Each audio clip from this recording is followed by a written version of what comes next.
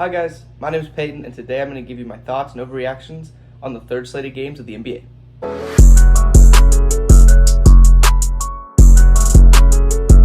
Alright, so first off, let's start with the Celtics versus Wizards. I thought the Celtics, they kind of came back down to earth after tying the three-point record in the first game, which was kind of known. I thought some bright sides on this team was Jaylen Brown struggled in the first quarter, but he played very well throughout the rest of the game, which is very good to see for a team that they kind of need one of their stars to play good night in and night out, and that was good to see. I also thought on the Celtics that Jason Tatum played fine. I thought he played pretty good. He didn't shoot as efficiently as last night, but I mean, he still ended with 25 points, 11 rebounds, and 6 assists.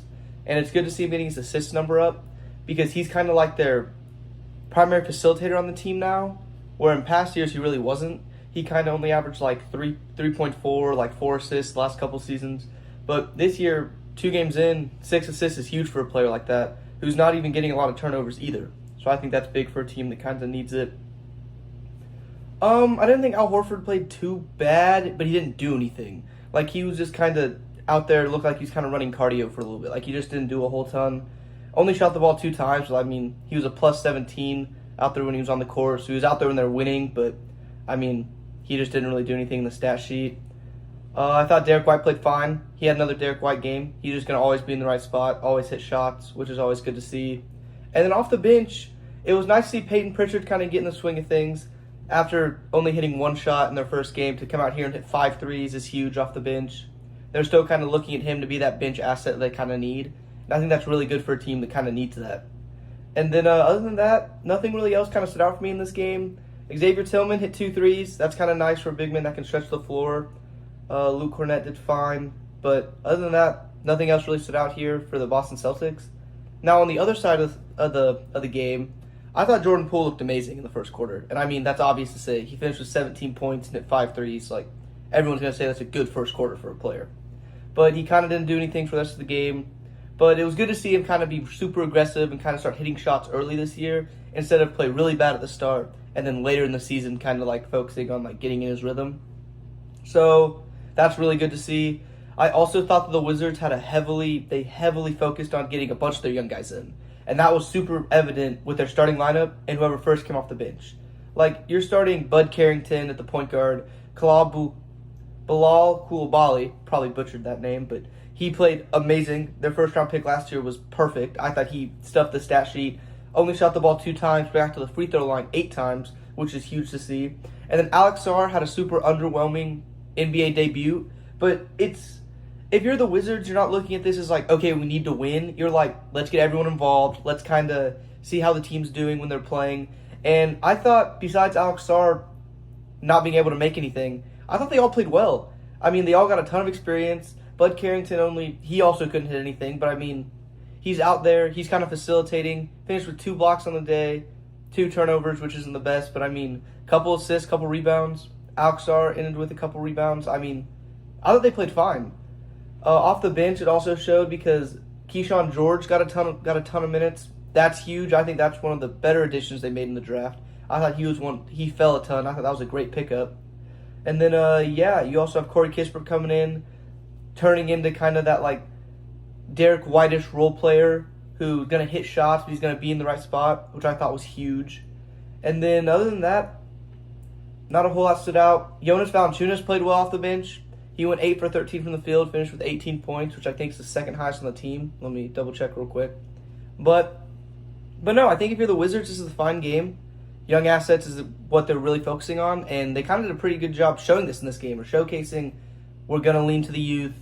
Kyle Kuzma and Jordan Poole, they're going to be key players on this team, but they're going to be key players to kind of open up the floor for some of these other guys to get the ball and be more involved with their offensive powers that they have, which I thought was great for a team that definitely needs to go into a rebuild phase. Next game of the night was Mavericks vs. Spurs. And for the Spurs, Jeremy Sochan looked amazing. This was like the best game he's played in a long time for the Spurs. I thought he played really good, which is great to see. And I thought Harrison Barnes played his role really well. I thought Harrison Barnes did a great job out there today, which is great to see for someone who they brought in to kind of be that extra scorer alongside the rest of the roster, with CP trying to like facilitate and Victor Wembanyama kind of being the guy, or like the future of the league kind of. So I thought Harrison Barnes played his role amazing. I don't think he missed a shot in the first quarter, which is huge for a team that kind of needed that. And he was like one of the main reasons they were in the game for the start of the game. And then over on the Mavericks side, I have nothing but praise for this team. I thought that Klay Thompson looked like his Golden State prime self. He was hitting shots. He played amazing. I think he broke the Mavericks debut in three-pointers made for a player, which I thought that's awesome. That's huge. But no, I definitely think Klay played amazing today. I also thought Luka didn't shoot it very efficiently, but finished with 10 rebounds, 8 assists, it says here, and then 28 points. That's a Luka night. You're going to get that night in and night out. He's basically a walking 30-point triple-double. So nights like 28, 10, and 8, you're like, yeah, he played fine, but he could have did better. That's huge for a player who's going to be in MVP talks this year. But no, I just think the Mavericks, they just have so many offensive weapons that they can use at their disposal. That's amazing. Like P.J. Washington didn't shoot the ball officially tonight, but you have to guard him. You can't just leave him open or he will burn you. Kyrie Irving didn't play good tonight and still finished with 15 points. Like, he's one of those, if you don't have one of your best defenders on him, he's going to take you to the basket every time or he's going to hit a shot, which is huge to have. I also think that Daniel Gafford played really well tonight. I think Derek Lively played perfect off the bench. He kind of had more of a facilitator role, which I think that's his career high in assists is 6, that's huge for a player who is normally just known for his dunker spot ability and like defensive powers. So I think that's awesome for the team. I thought Derek Lively probably played the best out of anyone on this team besides Klay Thompson. But no, also Jaden Hardy played well off the bench. It's a good addition that they have. Made 3 threes on the night, which I didn't even realize that watching the game, but that's huge. That's really big. But all in all about this game, I thought the Spurs looked fine. Jeremy Sochan looked good. Wemby didn't have the best game, but no. I thought CP did his role pretty well, and I thought Harrison Barnes played good. But no, I thought that was one of the better games to watch. And then moving on to the Thunder Nuggets, one of the late night games of the day. And this one's kind of easy. Chet looked amazing. He looked like a DPOI candidate. He looked like a certified all-star tonight. And it's the same story every year. OKC has too many weapons. There's too many people on that team. You have to put a guy on. You have to guard, or they're gonna burn you. They're gonna beat you by a ton. And that's kind of what happened tonight with the Thunder and Nuggets. I mean, the Nuggets played well for 2.5 quarters of this game, and then just the Thunder took over, and you couldn't do anything about it. If Chet's going 11 for 18 from the field with 14 rebounds and 4 blocks, that's huge. Jalen Williams didn't even play good, and he still finished with 12 points and had a handful of assists and a handful of rebounds. Shea looked unstoppable. No one looked out there they could stop him. And even when he shoots the ball bad, going 11 for 24, which I'm not for sure what the percentage on that was, still finishes with 28 points, 8 assists, and 7 rebounds. Like, that's an MVP type night for him. So, I don't know. The Thunder look unbeatable. They look like the best team in the league right now. Since even if the Celtics are hitting shots, I think the Thunder are one of the teams that have the star power to go back and forth with them if they're hitting shots. So I just think that's huge. Then on the other side of the ball, on the Nuggets side, Michael Porter Jr. didn't look good, which I know the box score says he played fine with 8 rebounds, 15 points, but I mean, it looked like all the shots you were taking was Michael Porter Jr. shots. They're contested 3-point pull-ups off like the swing, but they just weren't falling tonight. That'll probably change throughout the season. He's one of the best spot-up catch-and-shoot shooters in the league, but he did not play good tonight, and that's one of the main reasons they lost. I thought Christian Brown, in starting fashion for the first night, played really good. 16 points, 7 rebounds. That's a huge night for someone who they need to step up now that they lost KCP. And I think he played the KCP role pretty well. He didn't really stretch the floor very good. He went 0 for 3 from 3. But I thought he was cutting when it was the right time. He was crashing the glass to get rebounds. He was mainly the guy they wanted to put on Shea if they needed to stop. And I mean, Shea had his way with him because Shea's an MVP of the league. But Christian Brown he stopped him a good amount of times. He forced him to shoot a bad percentage from the field, which I think is huge for a team that kind of now needs that defensive stopper. Off the bench, they kind of heavily relied on Russell Westbrook to come off the bench. I didn't think Russell Westbrook played that good tonight, but he's going to give you his 5 rebounds, 5 assists. He's going to play a great off-ball role. He's going to give 110 effort. And I don't think there's going to be a ton of nights where Russell Westbrook goes 20% from the field. So I don't think they have to worry about that too much. But other than that, they have Dario Saric coming in to back up Jokic. It's not a great big man rotation if you ask me personally.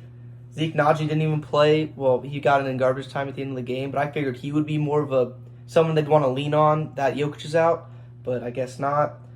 Peyton Watson didn't really do a whole ton. Granted, he didn't really play a whole ton, but yeah, the bench unit for the Nuggets is definitely going to be their weak spot this year, and I think that's going to really hurt them later on in the season when it really matters. Now, for the last game of the night, this was Timberwolves versus Kings, and I think it's very evident what happened in this game. It was the Julius Randle bounce-back game, which he had like 30-some points. Let me pull up the box score. But, no, Julius Randle, 33 points. It's a great game for Julius Randle. That's what you brought him in to do, so it's amazing to see that he's actually now, he looked more comfortable in his role. He didn't look like he was trying to fit with the team. It looked like the team was trying to fit around him. And if he's giving you nights where he's putting up 33 points, that's perfect. I don't see them losing a whole ton of games. I thought also it's easy. Anthony Edwards didn't shoot the ball efficiently, still looked elite. He still looked amazing out there. Finished with 7 rebounds, 4 assists, and then 32 points. I mean, you have 2 30-point scorers. You're not going to lose a ton of games. But then off the bench, it was nice to see Naz Reid finally have a good game. You kind of knew what he's capable of. Just in the first game, he didn't really play that well. But you come in here, you go 6 for 10 from the field, shoots 7 threes, hits 4 of them, gets to the line a handful of times. And he even grabbed 13 rebounds, which is something Naz Reid doesn't really do, being a smaller center. So that's huge for the team. That's what they're going to need for the future. Nickeil Alexander hit 3 threes on the night. I'm still a big fan of Nickeil Alexander-Walker after the first game. I think that he has a very good chance to be starting by the end of the season over Mike Conley. If Mike Conley's going to consistently give you nights where he's shooting below 30% from the field. So I genuinely like Nickeil Alexander-Walker. I definitely buy his stock going forward. I think he's going to be a huge part of this team and a main reason why they might go far later on in the season and in the playoffs. But then on the other side with the Kings, I mean, they only lost by 2 points. Domantas Sabonis looked great. DeMar DeRozan looked perfect. He fit in his role amazing. I thought the DeMar DeRozan signing at first was a little different. It's like, oh, is he going to clog the floor? Is he not going to help Keegan Murray progress? Is he not going to help De'Aaron Fox kind of do what De'Aaron Fox does? And I was completely wrong. De'Aaron Fox kind of looked like he took a step back in the team, actually, to kind of be more of a leader figure, kind of be more of a facilitator, passer, which I think that's huge for a team that kind of needs this. And it shows De'Aaron Fox's maturity. But on the other end, DeMar DeRozan looked amazing. Point blank. He looked perfect. He got the free throw line 14 times, hit 12 of them. Went 7 for 18 shooting. So it's good to see him taking shots, especially down the line when the team needs it. But other than that, I don't think the bench unit did a whole ton. I mean, Malik Monk, you know what you're going to get with him. He's my 6th man of the year pick. It's nice to see him come out here and get 17 points. And I think he was 4 for 4 in the first quarter. Had 9 straight points. That's always huge. But on the other end, they don't really have a ton of other people to lean on. Keon Ellis finished the year last year great as one of their starters, one of their best defensive stoppers. It's weird to see him only getting 11 minutes tonight, but then again, it was a super close game. They were kind of tied for most of it, or only above by a couple possessions. So I didn't enjoy him not playing at all, but I kind of understand what coaches were thinking. Doug McDermott and Alex Len kind of started the fourth quarter for him. That's a little strange. I don't really know what coach was going for there. I think it was more to just give a breather to Keegan Murray, DeMar DeRozan, and Sabonis, kind of give him some breather time. But, I mean, that kind of shows the lack of bench they have. But that's what you're going to have to do when you bring in a character like DeMar DeRozan, who's going to take a majority of the shots, who's going to play the majority of the minutes. And you can't really support a bench now, but you have one of the best starting fives in the West, in a stacked West, might I add. So I thought the Kings looked good. Just a tough game that they had to go against 2 30-point scorers for the Timberwolves. But I'm not too mad about this. I thought both teams played really well. Hey guys, thanks for sticking around for the end of the video. If you like this type of content, feel free to leave a like and subscribe.